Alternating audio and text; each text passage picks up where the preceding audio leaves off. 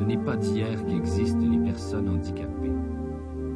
Ce n'est pas d'hier que la société nous exclut et ne veut pas nous voir. De toute façon, quel que soit le handicap, personne à l'époque ne connaît de remèdes efficaces. Les seuls supports qu'on trouvait, c'était la prière et la religion.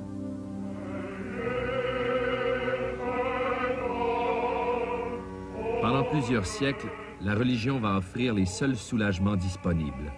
Résignation, expiation des péchés, offrande des souffrances et pour certains, le cadeau tant espéré, le miracle.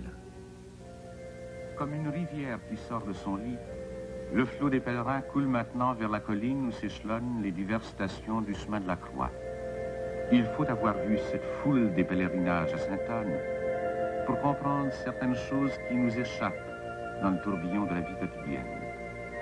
Le spectacle de tous ces malades, de tous ces infirmes au corps difforme, aux tics affreux, qui ont mis de côté leur respect humain, leur amour-propre, cela vous désarçonne bien les préjugés.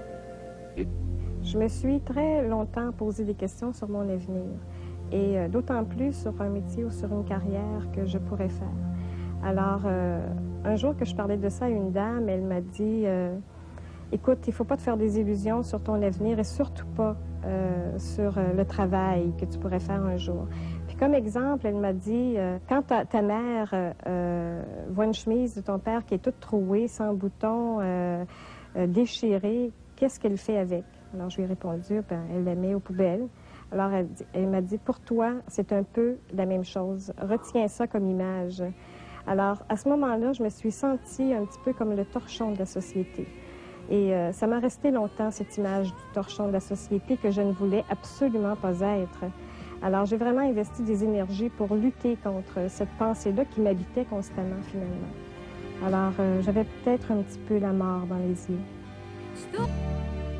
Oui, un jour il s'est passé quelque chose dans ma vie où j'ai dû faire un choix. Puis ce choix, c'était entre la vie et la mort. Est-ce que je choisissais de vivre ou de mourir? Et un bon matin, je me suis levée en disant, bon, je ne vais pas pleurer sur mon sort toute ma vie, je dois vivre.